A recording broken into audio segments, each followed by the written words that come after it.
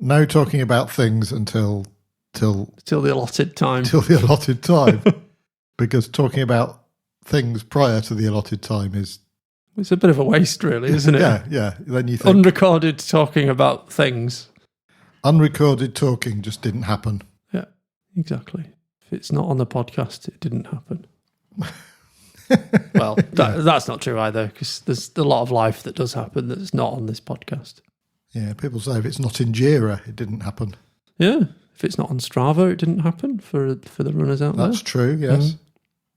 Except for the Marines at the dark site, wherever it was, where it was on Strava, and it made a nice highlighted outline of the secret base. Yeah, it's an interesting privacy and security nest of vipers, isn't it, Strava?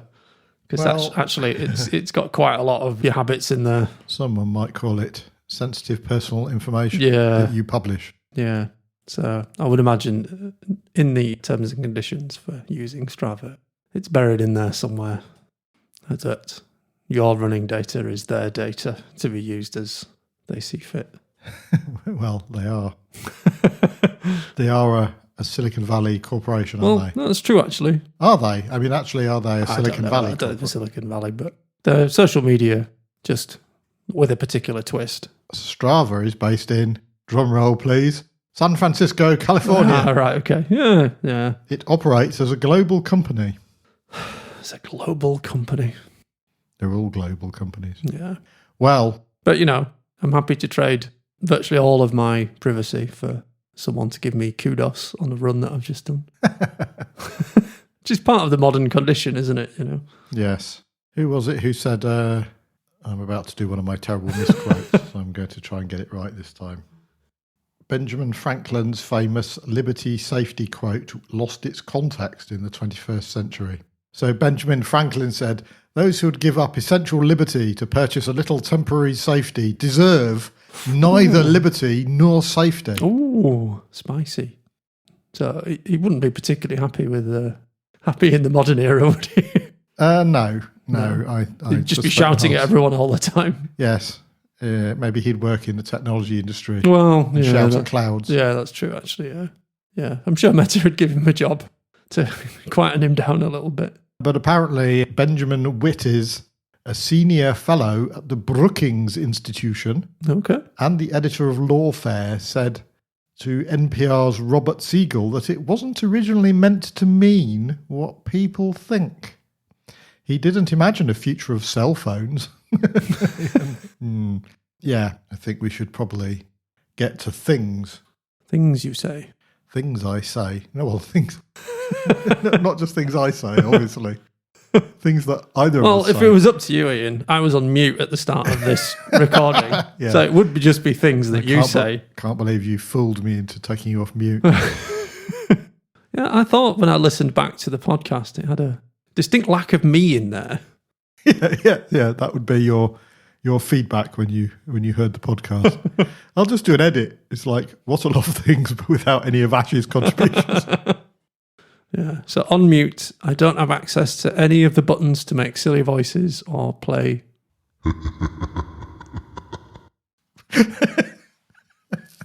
So Ian says that he loves democracy. Actually, I've never heard you say that. But I imagine Ian saying that he loves democracy, but do as I say. I'm not giving up any of my freedom to give you a little security or something.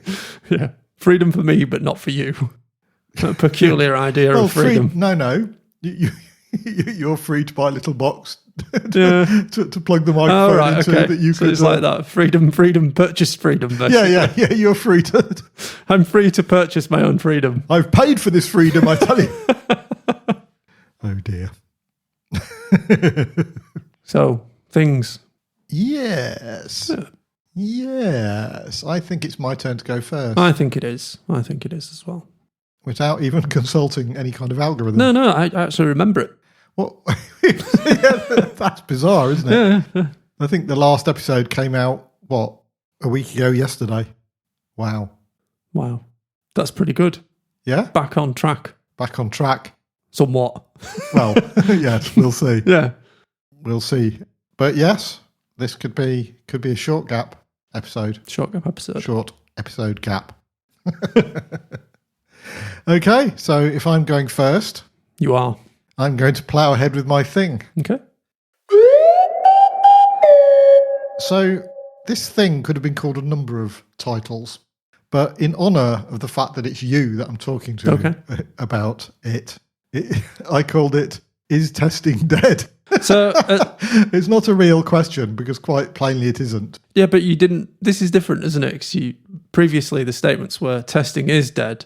They were said as statements, not questions. Oh, okay. So you've not quite met the criteria for me to go and write a blog post refuting that testing is dead, because you've asked the question, is testing dead? And I could say, no, it's not. I could edit the title. Well, yeah, true. Just a slightly different word order with different punctuation. You could have it, testing is dead, with a question mark at the end. How many ways could we pronounce that? Yeah.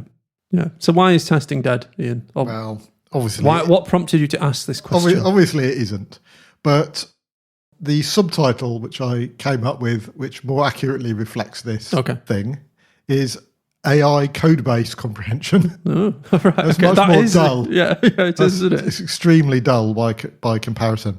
But I came across something that has kind of blown my mind a bit. Okay. And to your and my and everybody's amazement, it's about AI.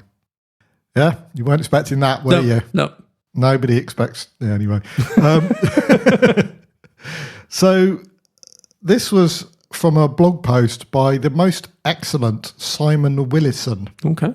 And I'm going to make the bold suggestion that if you're interested in this stuff, that you, using the magic of really simple syndication, or RSS, as we like to call it, you should subscribe to his blog.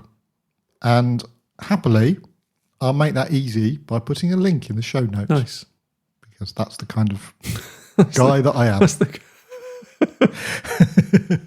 And his blog post was entitled, O3 Mini is really good at writing internal documentation. Okay. I was like, oh, is it? So I had a play. And so he's basically made some open source bits of software that make this very easy from a command line. Mm-hmm. So he's got a command called LLM, which is just a... What does that do? Yeah, it's almost impossible to guess. So you type LLM and you might say -M03-mini.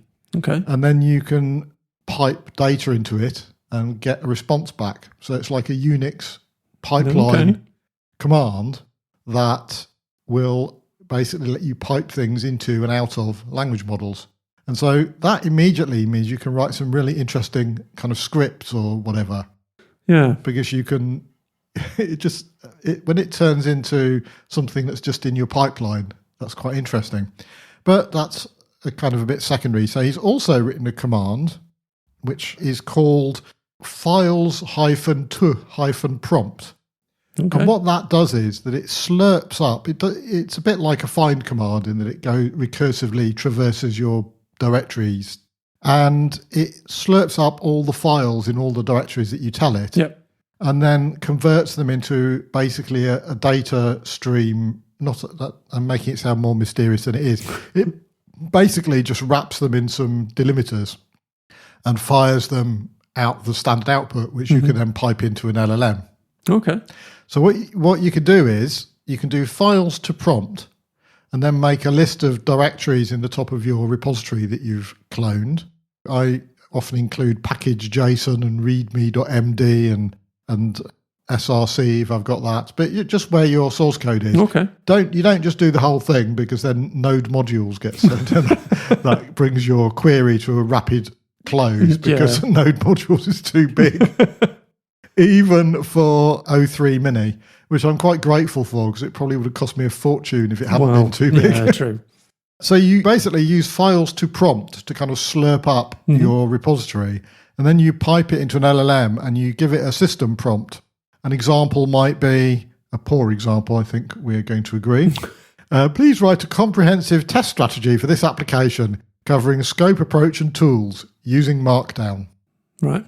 Hopefully it doesn't think I meant it should use Markdown for the testing, for the actual testing. And lo and behold, out came a markdown document. Lo and behold. With a comprehensive test strategy in it. And I know it's comprehensive because it says it in the title. Yeah, exactly. So I didn't read any further. This was my definite attempt to prove that possibly testing was dead. Right. So I look forward to your perspective on the fate of testing, but then we can maybe talk about the broader thing. I did look at this test strategy. And I can tell from your face that you were impressed. I was impressed. It says a lot of things. A lot of things. It does say a lot of things. Topical. Well, yeah, exactly. And most test strategies I've ever seen say loads of things. Yes. And they list loads of technologies, but they very rarely say what the mission of the testing is, or out of all these different testing techniques levels, how are you going to decide where to do them? So if you're on a mission to test, say, something that helps you to log in, and it has various different components built at different levels, but you need to get sensible coverage, how do you decide which tests at what levels in order to go and use? And most test strategies don't cover things like that, because that's quite hard. Well, you wouldn't want to cover anything hard. No. Because that might make it bigger. Yet bigger. Yeah. And also, feeding a code base in and asking it how to test it, basically, all it will come up with is how do I automate what already exists? So basically, test strategies like this tend to wrap applications in very hard shells of automation, which are very then kind of change resistant. So this isn't like, if I saw a person had come up with that. Yes. I see people come up with that all the time. And that's why the LLM came up with it. Yes. Yeah, because it's just what people think testing is. As in, it has no mission, it has no guidance on how to select which tests are most appropriate where, which is like tons and tons of the battle. Just using a code base to determine how to test without any other context is very shallow indeed. Well, there's not no other context. So the README, for example, has a reasonable explanation of the application in it. Yeah. Just for the record, I believe testing is not dead. I did not have high expectations that you would come away from reading this with applause and wonderment. Yeah. But I suppose it looks to me like it's just regurgitated what was in the README as part of the overview. And then the rest of it is like, these are all the tools and... You're not telling me that I would have used the word full-featured in my overview. Well, it's done an LLM thing, hasn't it? It's delved into my README. into the treasure trove of your README. Yes. And come up with a full-featured explanation. So yeah. I don't...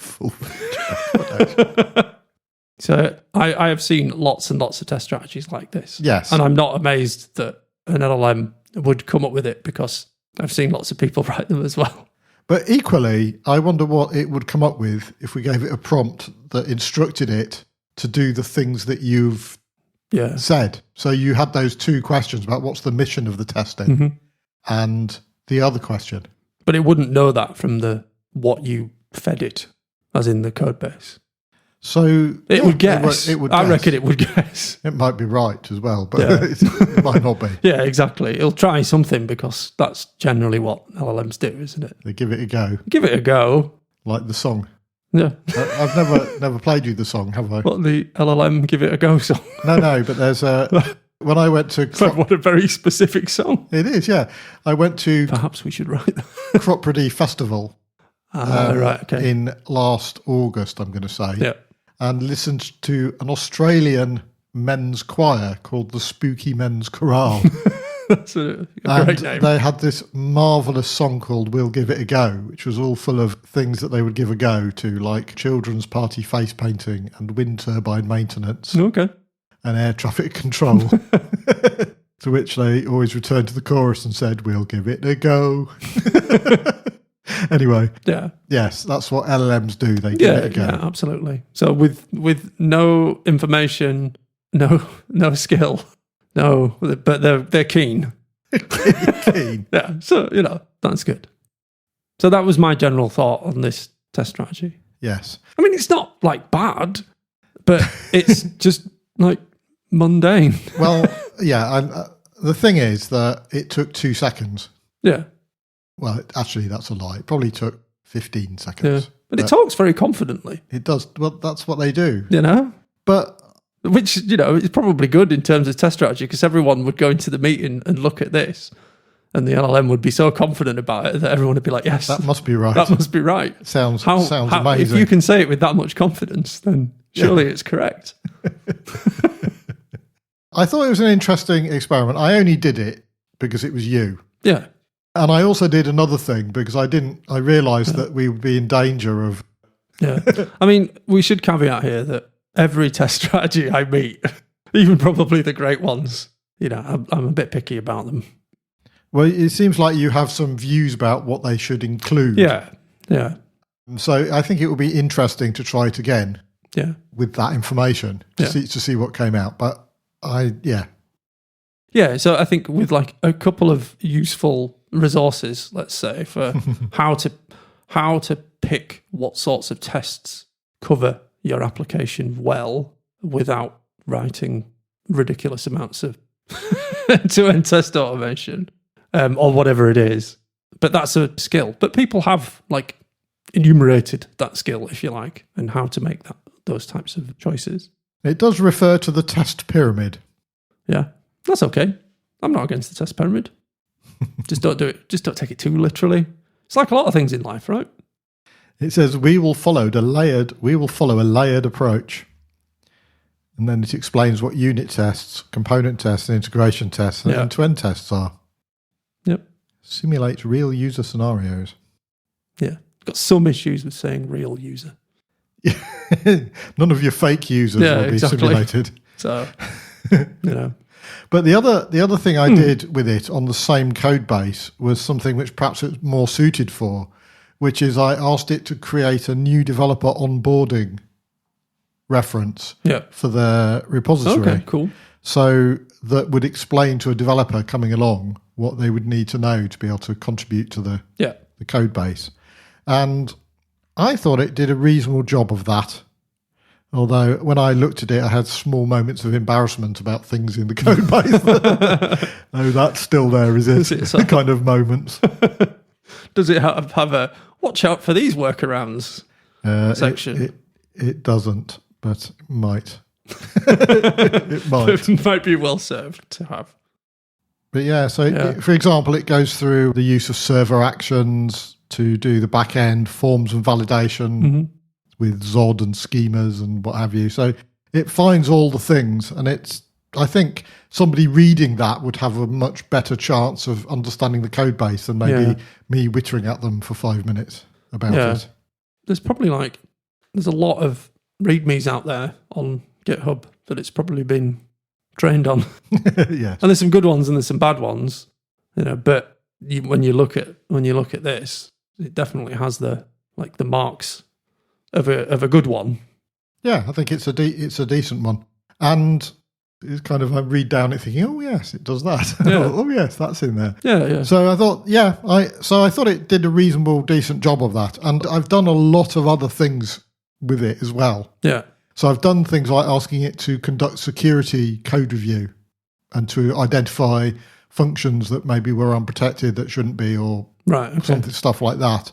And it's done a really great job at that. And I've patched a couple of things based on feedback from its review comments. Yeah. So all in all, it kind of blows me away that you can now feed a code base to an LLM and get something sensible back. Yeah. And I guess the limit is really how good are you at writing a good prompt for it. Yeah. Yeah. I think it's like a question of like with all things with an LLM, it's a question of intent, isn't it? So basically, the things that LLM-based, generated test strategies always miss is miss things like risk and value. The hard questions, as in, why should I bother writing a test for this if there's no risk around it or it holds no value? Yeah. How does an LLM decide that? To me, it struggles. But if you put that in the prompt, it might get better answers. Whereas coming up with an onboarding, this is a bit more just interpret what's there. Yeah. And then pull in some knowledge from other places, like where you've seen readmes before, what are the contributing guidelines, etc. So this seems a bit more, the new developer onboarding thing is a bit more checklisty. Whereas to me, the testing strategy deals with harder concepts like risk and value, which are difficult for humans to think of when it comes to testing. Yeah. Never mind, expecting an LLM to do it. Well, although obviously from the tone of my voice, I expect the LLM to do it. Well, no, I mean, the thing is that you could treat something like that as a starting point. Yeah. Because it's written about things which are important and not important. You could get rid of the not important things and add in some more important things. Yeah. Because working with a document that's bad and making it good is always easier than just having a white blank piece of paper. Or it's often easier than having sure. a white sheet of paper, which is almost entirely irrelevant because no paper has been involved. Paper? What's that? What's paper? Yeah. But so the other thing that I found has made it a lot better is making good readme.mds in the roots of my projects. Yeah. So in this one, I got some very high level user stories to say, this is what it, here's an overview of what it is. This is what it's supposed to do in the form of these user stories. Yeah. And some stuff about the technologies that are being used in it. With that kind of information, it might well be able to figure out that, I don't know, we always use Zods to validate whatever. But if you tell it, this is what we do, then it might identify some point where you didn't. Or you're doing some of the work for it to make it easier for it to come to the right conclusions. Yeah. But O3 Mini is a very impressive LLM, although you get the feeling it was maybe rushed out slightly in the wake of R1. The DeepSeek, please look at us again. Yeah. So we're over here. DeepSeek R1. Oh, look at this. It's much better than O1. Oh, here's O3. Which is actually also much better than O1. So what makes it better? My sense of it is it's smarter. And I think it also, I'm going out on a limb, but I think it has a much bigger context as well. Right, okay. So you can fit a lot more in. Mm-hmm. And it's higher in benchmarks and what have you. Yeah. So it's seen as a decent advance. But it's just mini. There's no O3 full fat. Yeah. It's just O3 mini at the moment. Right, okay. So the blog post by Simon Willison? Yes. So, and the tools that he's written? Yeah. So literally you could have them in a pipeline because they're just... Python. They're just shell commands you can run, aren't they? I installed them on my machine using pipex, which is like a version of pip for Python packages. Yeah. I'm testing the plosive resistance of my microphone at the moment. But pipex basically installs a whole Python environment for each command that you install with it. So it doesn't break when things happen on your machine if you uninstall something. Yeah. Because it installs it as a Python environment on the thing itself. Mm-hmm. So I've installed LLM and the other one, the files to prompt, using pipex. And they're just then shell commands. Because one of the challenges with any documentation is somebody changes some code somewhere and then your documentation is then out of date. Yes. So you reckon a git commit hook to recreate the documentation that kind of thing. Commits. Yeah, might actually be very, very useful. Yeah, yes. Yeah, I think you're right. Yeah. Especially if you gave it the documentation and told it to update it. Yeah. So that it was at least reasonably stable and not inventing it. Yeah. Because these are the things that teams find really hard.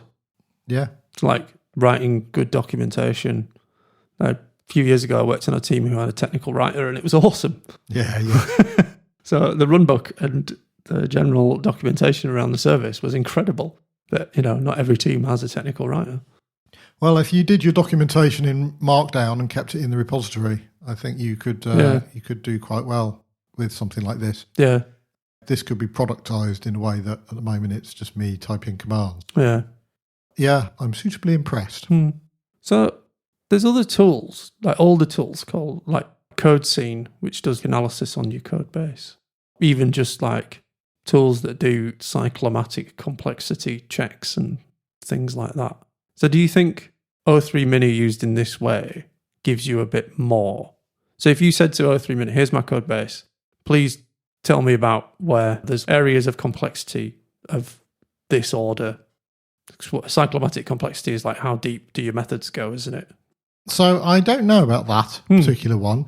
I mean, the thing is that my inclination is to not use AI where you could do something algorithmically. Yeah. And the reason for that is that it's one of those things when you start taking climate and emissions into account on these things, it's almost never a good idea to use a LLM for anything that anything else can do.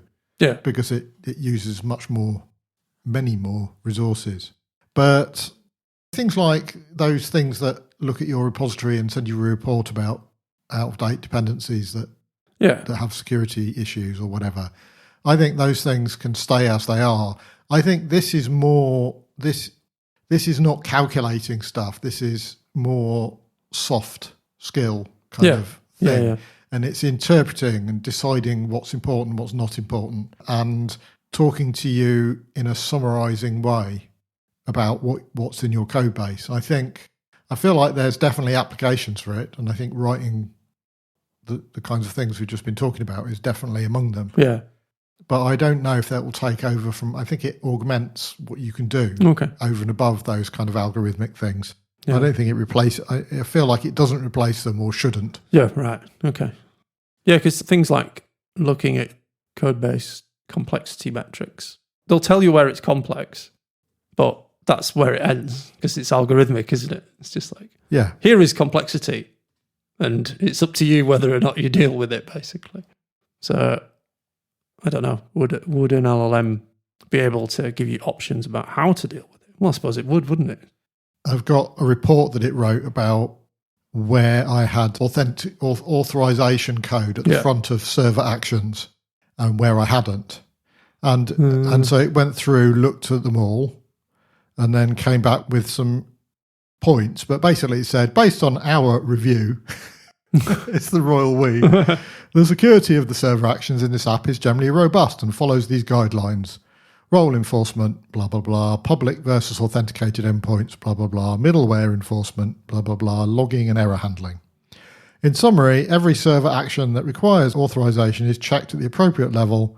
The design that restricts administrative operations to super admin users while allowing regular users or unauthenticated. So it's understood what's going on and is providing me with something that if I'd had to do it myself, would have been very fiddly and involved Excel spreadsheets and lists of all the things, and I've checked this one and, all of that. Yeah. It saves a lot of very boring that doesn't sound like much fun. Work. Going through that particular process sounds a little bit dull. But, I do think that this is the kind of thing where knowing what good looks like, everything to do with AI, knowing what good looks like is critical. Because if you don't know what good looks like and you can't evaluate what comes out of it because you just in a domain you don't understand sufficiently, then you run into horrible risks of it lying to you. With total confidence. With no malice, but total confidence. And that's why I can look at that test strategy thing that came out and say, oh, that looks like a lot of test strategies I've seen before. And then you say exactly the same thing, but in a much more disapproving voice. Yeah, that's true. But yeah. So is testing dead? No, of course it isn't. I never thought it was. It's just good clickbait, isn't it? What we'll do is we'll include it in the title of this episode, and then like every tester in the world will listen to it. We'll have unheard of listening figures because people like to listen to something that makes them rage. Oh dear. I mean, yes. It's a good trick, actually. We'll have to see. Just have the most controversial titles. By the way, testers who listen to this and have arrived at this point, I'm really sorry for the transparent manipulation that brought you here. And we all know that artificial intelligence will replace developers and not testers, don't we? Well, I've got a story about that as well. So I'm using a IDE called Cursor. I've been fired. Yes. And replaced by AI. I'm using an IDE called Cursor, which is a fork of VS Code that's had AI stuff put into it. but they've put a kind of agent thing into it now. So you say something like, it was some big task. I would like to move all the thing into the other thing or something like that. And basically it just took off and started doing stuff. And then one of the stuff it did was it said, you need this package. And then it wrote a shell command and just sat there saying, can I run this? Okay. And it installed the package as part of the work it did. And then it did some changes and they made lint errors. And it said, I'm just going to fix these lint errors. And then it went round, it fixed the first one. And it said, I see there's still 2 more. And then it fixed the second one. Then it fixed the third one. And then it stopped. And it said, I'm done now. And then I could click accept and it would merge all the changes that it had made and save them all in the files. And I have found this disturbingly good. Right. So I started a project for something that I'm doing. And I basically said, okay, well, first of all, I made the readme.md have some decent information in it. But then I basically said, okay, I want to make this app and I want you to make me a homepage for it. And it made this beautiful looking homepage, which I was like, this is good. Of course, none of the links went anywhere. And then I said, well, I think I'd like to take the text that's in this homepage and put it into a CMS of some kind. And it said, that's a good idea. Would you like... You're a genius. Yeah, I'm a genius. Yes, still a genius. And it listed Contentful. All right. And Sanity and Strappy. Yeah. Which are 3 CMSs, content management systems. And then it talked about them for a bit and then said, I recommend you use Contentful. And I said, well, I think there'll be a team of 3 people who will want to update it. And he said, they've only got 2 on their free tier. So why don't you use Sanity instead? And then I said, okay, can you just do it for me? And basically it did. Right. It needed a bit of help sometimes. And it installed the studio thing into my repository. And then I was able to access the studio thing and write. And then it created a schema for me for the various gaps in the homepage where we want to put some content. And then I put the content into the CMS and it worked. It actually integrated a CMS really easily. Right. And then I said, well, all of these feature links that you've put along the top, I want to make a feature route. And then I want you to change the way the feature thing is structured in the CMS to then use it to be able to, if I add another page in the CMS, it will add another link. Just did it. And again, needed some help. And there were some problem bits, particularly because I'm insanely decided to use Tailwind 4, which has only just come out. Right. So the LLM's like, right, so I'm just going to write this into your Tailwind config. And then a Tailwind version 3 config file would appear with this stuff in it. And I'm like, no, it's not Tailwind 3. And then it also decided... When you've really got to get it done, use the latest version. Use the experimental version of the library. Version. But the other thing it also kept doing was I have a next.config.ts because I like to use the type stuff to make sure my config file is right. And it kept writing a next.config.js with its own things in it. So it was stuff like that where it made mistakes. I mean, it was definitely not perfect, but it became a conversation. And the conversation led to the thing I needed being built in an afternoon. Yeah. Which I was just a bit blown away by, to be honest, again. So I think you're probably right. At the moment, you need to be a developer to have that conversation with it. Yeah, yeah. But it reminded me of your pair programming thing from last time because I was chatting to it and saying, no, don't do it that way, do it this way, giving it advice, and it was getting on with it. It was adapting. So yes, maybe developers are closer to the high jump than testers, given the test strategy failings of AIs. Did Cursor change the tests as well for the new, or is there no test? There's no test. What I need to do is say to it, please do tests. But the thing is, just like developers, I don't think I'm. Yeah, exactly. Please do tests. The thing is, I don't think what I've learned about testing is that it's harder than I think. Yeah. Even when I take that into account, and the very small amount of tests we've added to Ilkley Live has been very hard. Yeah. And it's hard for me to be sure we're doing the right thing. So, yeah, testing is hard. Well, like I say, it uses concepts such as risk and value, which are very difficult. But I'll do to the AI and say, do tests. Do tests. See what it does. Yeah. Worst prompt ever. Yes. Maybe I'll just shorten it further, just test. One imperative syllable. It would definitely have a go. It would give it a go. Yeah. Go. Give it a go. Go.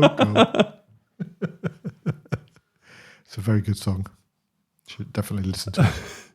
An excellent thing. A thing that I enjoyed. Well, and I don't feel too beaten for my avocation of AI test strategying.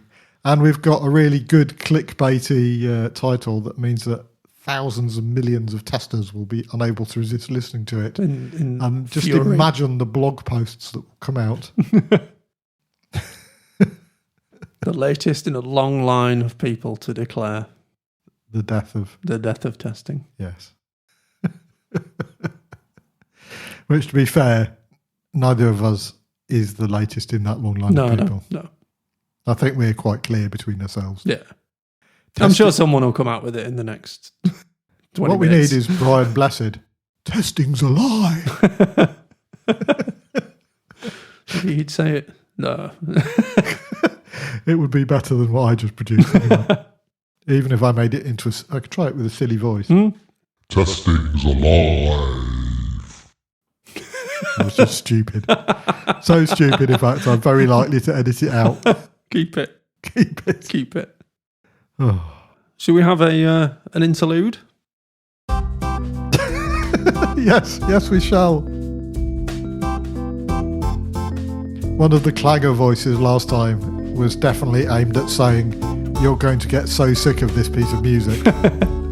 That's literally one of the clangor voices. Right, okay. It's just too relaxing. Yeah. We'll wake up tomorrow morning Just drifting sitting away. in these chairs going, "Oh my God." It's nice and warm What in day here. is it? Nice and warm in here. Yes. Nice relaxing piece of music. Yes. Been at work all day.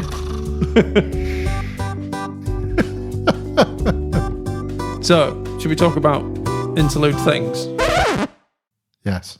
Sorry, I can't resist the scratchy noise as well. Yeah, it's good. So there are some interlude things. Yeah. We didn't think there were, did we? No. But then we found low.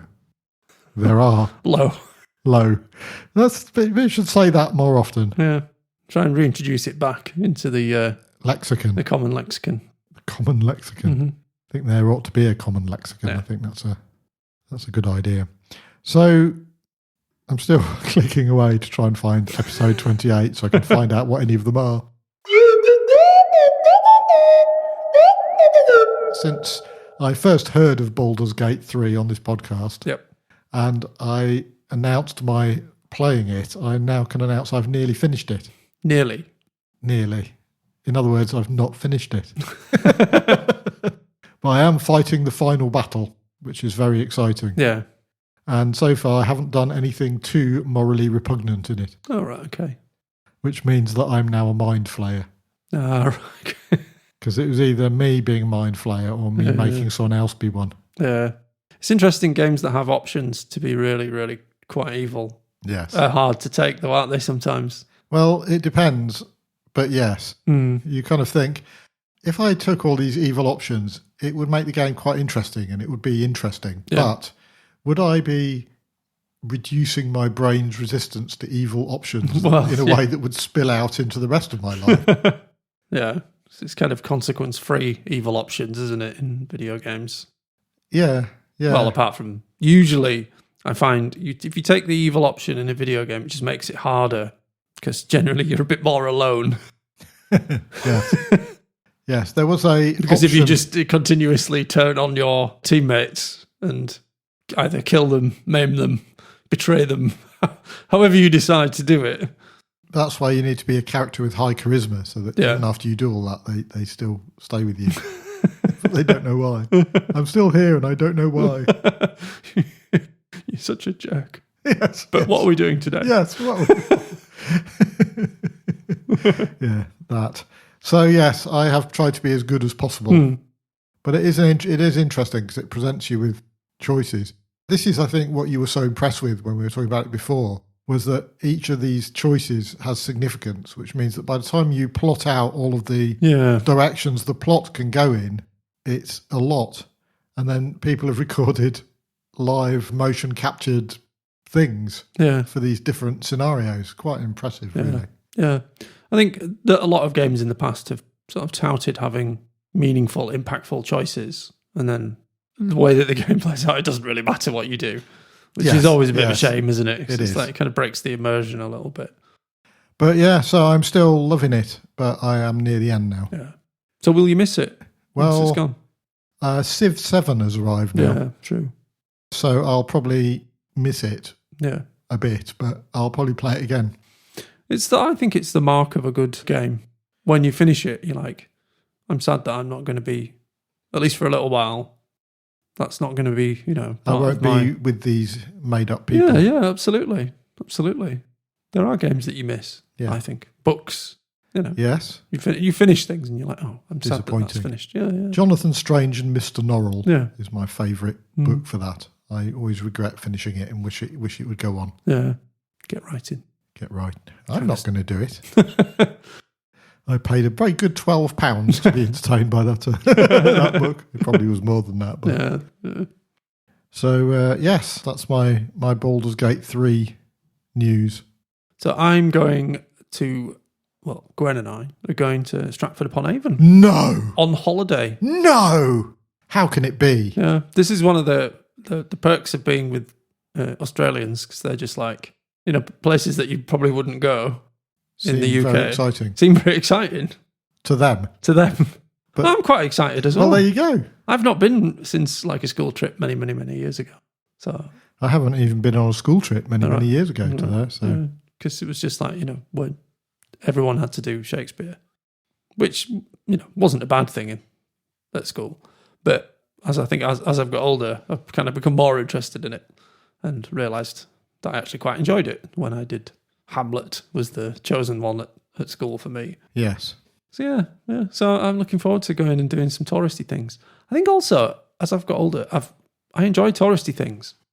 I think that's just, I think that's just because you get older.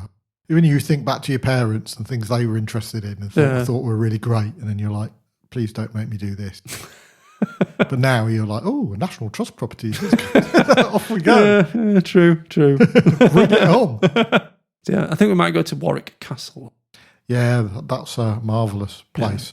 Yeah. A friend of mine got married there, actually, and I went and attended. It was rather marvellous. So, yeah, we've got a few days to explore that general area. I don't often think of the Midlands. Well, because you have like... The flyover Britain. Well, the train through. Train through counties. Yeah, exactly. So it's like, you go to Leeds, you go to Manchester sometimes, you go to London, and then you do that triangle quite a lot in like your general working life. You do. So maybe there are other places that exist that could be seen, and I will find out. And see them. Let them try not to be seen. Let them hide. I'll find them and see them. So yeah, Stratford-upon-Avon. Well, you can tell us all about it. I will. In episode 29. I will. So last time you were telling us that the atelier is kicking off. How's it going?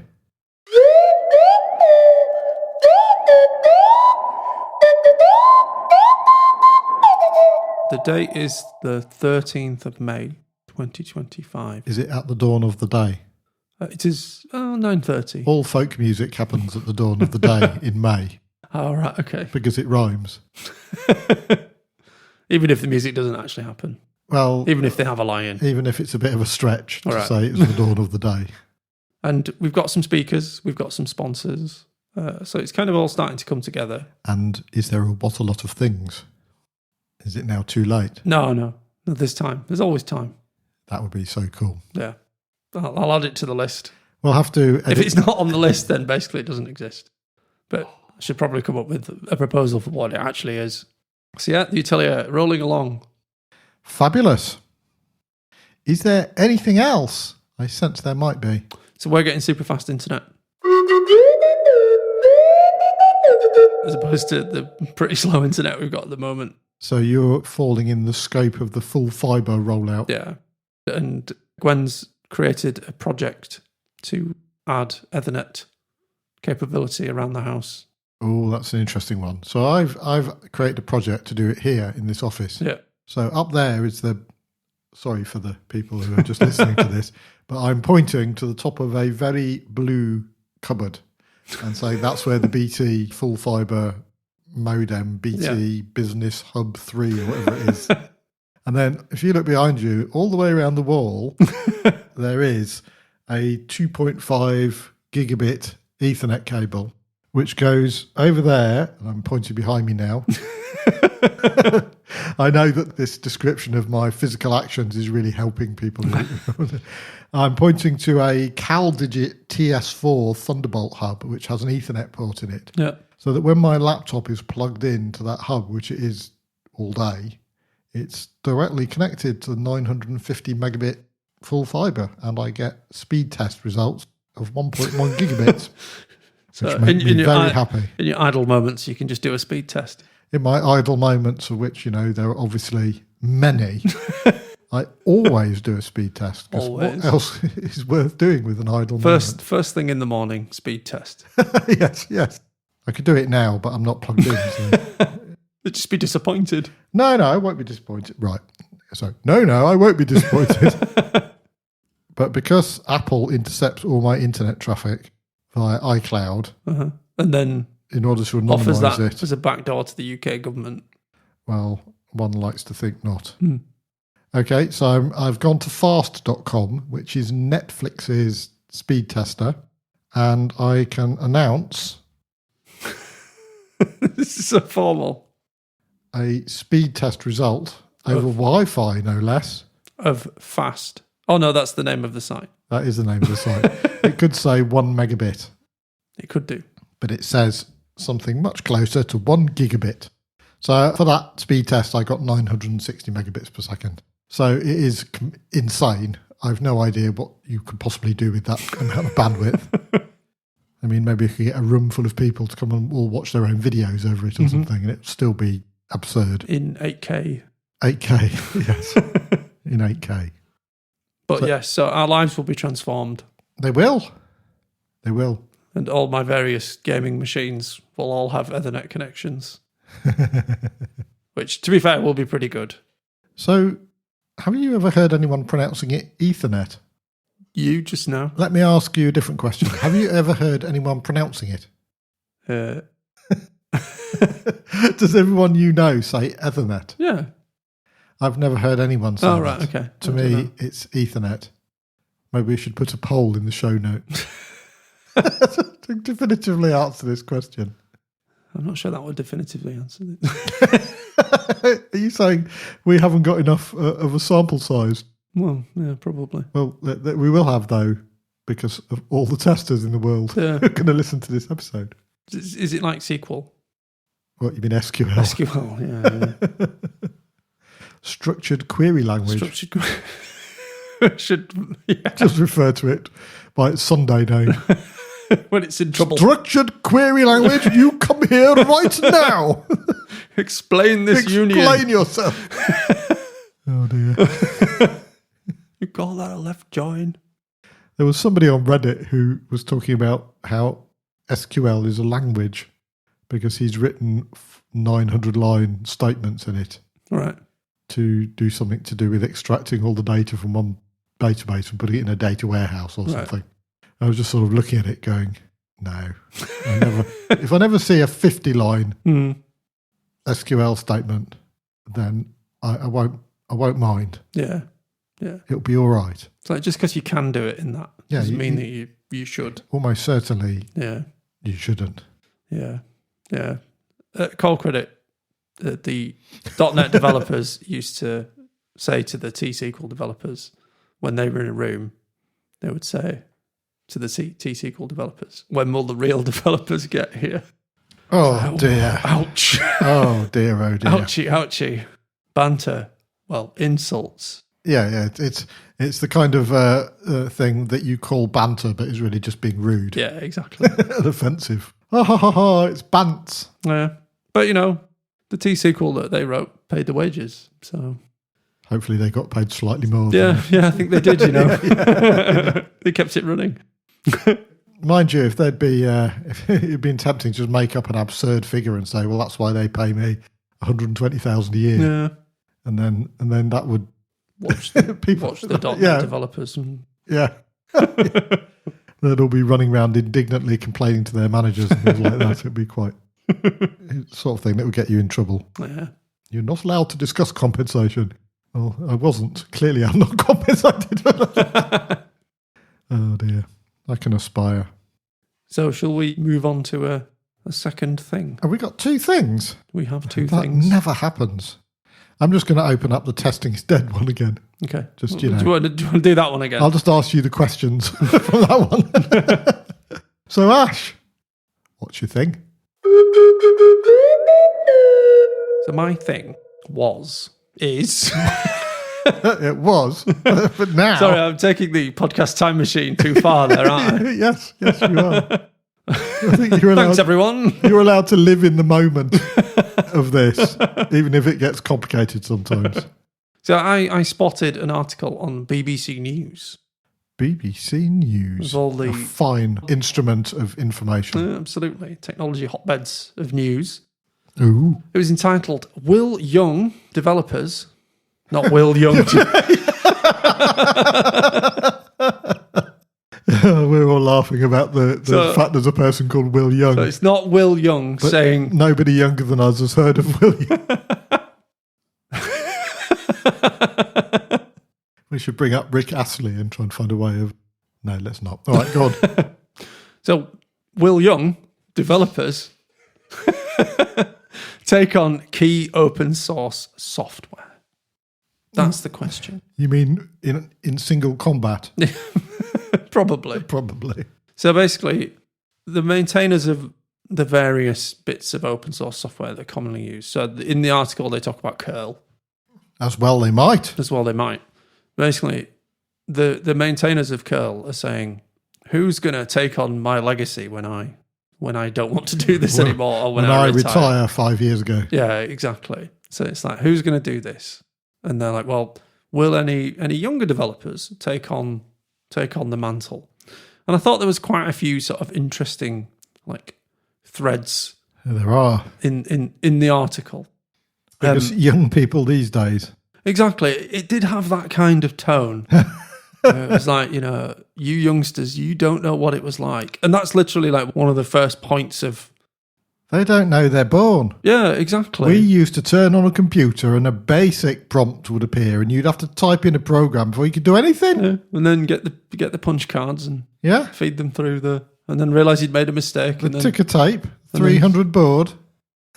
And then start again. And then the project manager would be like, what's going on? And bugs used to be actual bugs. Yeah, exactly. Small insects trapped in your cores. So yeah. And that's one of the premises of the article, is that new developers, of course it is, they don't know what it was like before. So before open source, when Sun Microsystems owned everything, or lots of things. Well, to be fair, Sun Microsystems were generally quite generous with the things. Yeah. But to go back to the days of closed source, I'm not quite sure we would actually go back there. But basically... The article posits, and the people who will look after these key libraries say, because the next generation developers don't know what it was like to have a closed ecosystem for software development, then they don't value the open source enough. So I think that's probably true. Yeah. I mean, no human is wired to understand how things were before they were born. There's that famous Douglas Adams quote, isn't there? He said, I've come up with a set of rules that describe our reactions to technologies. Anything that's in the world when you're born is normal and ordinary, and it's just a natural part of the way the world works. Anything that's invented between when you're 15 and 35 is new and exciting and revolutionary. And who knows, you can probably get a career in it. And then anything invented after you're 35 is against the natural order of things. Douglas Adams was a very smart man. Yeah, he knew things. He knew things. He did know things. And it's kind of a bit like that. I mean, you can't expect people to remember that. But I wonder if a different question is how much they value it. Yeah. Because when it's ubiquitous, then you tend to not value it as much, do you? Well, I mean, we have taps and we can swivel a little thing and clean water comes out that we can drink. And it's like you would never... Good, delicious Yorkshire water. Yorkshire water with hardly any poop in it. Acceptable levels of poop, but according to... according to Yorkshire water. Yeah, we're straying from the point. You go to the tap, you fill up your glass of water and you drink it. Yeah. But there are some places in the world that you just can't do that. That's just not available. And clean water has much higher value because you kind of get it. And I think there's a gap there where that's probably not visible. But there's a sort of economic thing as well. Yeah. 30 years ago, software and technology was a good career in the sense that you'd be well paid. You'd be paid more than a lot of other professions. True. And now it's a bit like we're just going around looking for plankton. We're just going to scraping all these developers up and then spitting them out again afterwards. Are you likening technology companies to whales? I love whales. Yeah.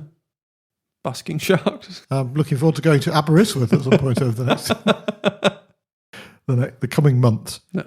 But I think my feeling about it is that people have got less time now. Yeah. And people are under more pressure. And one of the things you need for innovation is mental space. Yeah. And also, people made a lot of open source stuff just came from people scratching their own itches. Yeah. And you kind of struggle to come up with an itch for, I want a piece of software that goes to a URL and retrieves the content. Because you've got curl. Yeah. And if you didn't have it, you've got wget. Yeah. It's almost like that itch is scratched.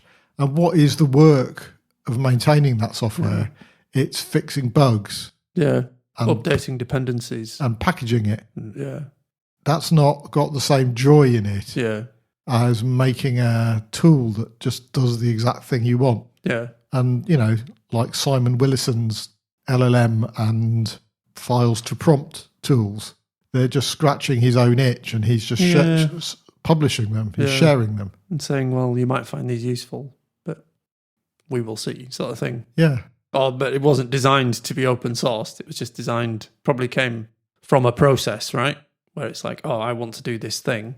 And then eventually it's like, oh, other people might find this useful. Yeah. Yeah. But it is interesting because the work of maintaining curl is just that. It's work. Yeah. And I'm going to say it might not be fun. Yeah. Yeah. I don't know. Maybe I'm being too harsh. Much more fun is making your own thing. Yeah. But then after a while, you're just getting rude people who take you for granted shouting at you because you haven't done the thing for them yet. Yeah. And I guess we've talked about the kind of ability of this to be thankless as well. Yeah. The grim obligation. Yeah. And so it's kind of, I think your BBC article asks a very good question. Thinking about it out loud, like I was just doing, has not led me to feel like, oh, yes, well, here's the obvious answer. Yeah, yeah. Because the other thing as well is that a lot of these libraries are written in C, which is not top of the list for developers now, I don't think. Well, they can have fun converting it into Rust, can't they? Yeah, yeah. That's what you're meant to do, isn't it? Yeah. So it's the law, it's the rules. Linus, I made sure to say it right. You did say it right. Yeah. There's a funny story about him. Sorry, I'm just going to interrupt your very good point you're making. Somebody, because he's been responsible for two huge innovations in technology, and one of them is Linux, and the other one is Git. And somebody asked him, why did he call it Git? And he said, well, I am well known for making a technology that I named after myself. I thought I'd just do it again. Fair. Fair enough. Yeah. Sorry. Yes, Linus. So Linus said within the projects that he's responsible for, it's okay to use Rust as a replacement language, which is a good sign of the ability to adapt, right? Although there was another contributor where this person likened using Rust in some of these libraries like cancer, which is particularly like tone deaf. Yeah, it is, isn't it? Really? But it's like you can't have it both ways. You can't retain the purity that some open source developers may prioritize and welcome other people into the fold or new technologies to get other people into the fold. It's hard to do both of those things, right? I wonder if there's someone a la Linus who's going, right, I'm going to make an operating system in Rust. Yeah. Yeah, just sort of someone somewhere who's a massive Rust enthusiast is just like, right, Yeah, it's time. I've had enough of all these stupid arguments. Yeah, because they just seem a bit self-defeating to me. The people don't understand sometimes what makes other people want to do things. Yeah. I mean, Linus is famous for his bad-tempered snotograms that he writes to the kernel maintainers mailing list. Yeah. But I guess when you're him, you can kind of get away with that. Mm. But if I submitted a pull request to curl, I have no, by the way, thought that the maintainer of curl is anything but a lovely person. Yeah, sure. But if I submitted a pull request to it to do something and was told not to be an idiot and to... Socratically questioned as to why you are so stupid. Yes, exactly. Yeah, thank you. You saved me from having to click the explicit flag on this episode. Then, I might think, well, okay, I was trying to help you, but apparently not in the right way, so you can do it on your own. Yeah. So I think in order to get new people involved in open source maintenance, probably need to embrace newer technologies and people and have maybe a slightly more open attitude. It's funny, similar with Wikipedia editors. Mm. You hear about Wikipedia editors being quite savage to people who edit Wikipedia without knowing everything they know. Yeah. Obviously, there are gatekeepers in open source software, aren't there? The people who can, merge stuff in. Yeah. So, you do have to, sometimes it's a very narrow gate as well. It is, yeah. So... and sometimes it has to be because you introduce something bad into the Linux kernel. The impact of that will be CrowdStrike sized at the very least, potentially. Yeah. Global apocalypse sized, depending on what it is. Global apocalypse. Yes, what you said. Yeah. Disaster. Yeah. Global disaster sized. Yeah. So I think one of the things that struck me as well is like, we talked a bit about jobs and time. So like good technology jobs can be hard to find or getting harder to find. So if you're a new developer and you're working as like an unpaid intern, which is a common pattern it's the devil's work. Do you want to do a further unpaid job for the love of programming? Probably not. Well, I don't know. I mean, there is a thing. The love of programming is a thing. Yeah. And the love of creatively making something is a thing. And so I think some people will want to do that, but not if they're knackered. Yeah. Not if they're exhausted because their job insists that they work stupid hours having magic time. I still haven't managed to invest that term with the level of contempt I actually feel for it in my voice, but I try. The thing is, there is that love. It does exist. Yeah. And it makes me happy that it exists. But you can't take it for granted, I suppose. Yeah. And we take maintainers of open source software for granted because of the way it's been. Yeah. And, like I said, there are benefits to being a maintainer as well, aren't there? I know a few people who've written a library or something like that, got some consultancy out of it. There's this kind of indirect sort of benefits as well of doing it. But again, it's like, well, rather than badging it as like a grim community obligation that you should be thankful because you can't remember what it used to be like. Eat your greens. Yeah, exactly. So Amanda Brock, the CEO of Open UK, basically said, you've got a next generation who haven't engaged as a philanthropic community and volunteer community in the same way. Wasters. At the same scale. Yeah, absolutely. So when I was reading that, basically that makes me feel, of course I'm not going to contribute to open source now. Thank you. So statements like that always make me think, well, screw you guys. Yeah. I'm game here. Pretty much. I don't know. I think my general sort of thought on the sort of questions raised by the article is like all the people involved in it, the current maintainers trying to attract new maintainers, the new developers coming through, there needs to be a bit of they need to get a bit closer together in terms of what the offering is in order to do it, rather than just the article to me badged it as like the grim obligation and you should do it because, your elders made sacrifices for you. And it's like, well, that's not enough to get That always motivates me. Yeah, exactly. So I just found the article like quite interesting. Well, yeah, I mean, I also thought that about it, and it was kind of just a bit finger-wagging. Yeah. And really, we're talking about teams again. Yeah. So it's just like, how do you then? It's a different sort of team, isn't it? It's obviously extremely distributed. But a lot of things have got volunteer teams in them. Yeah. I think that it's like that. Yeah. And when you've got people who are volunteers who are not there because of they've signed a contract or you're paying them, then you have to work differently with them than you can do if you're paying them. Yeah, you can't really shout at volunteers and tell them to do things in a certain way because... It depends. Are you Gordon Ramsay? Yeah. But I think on a kind of higher level, away from like open source, I think sometimes articles like this are a bit doom-mongery about people valuing like community and volunteering. Because actually loads of people volunteer for loads of things. They do. And you read an article like that and it's like, well, no one's stepping forward to do this, which will be like demonstrable rubbish because there always will be.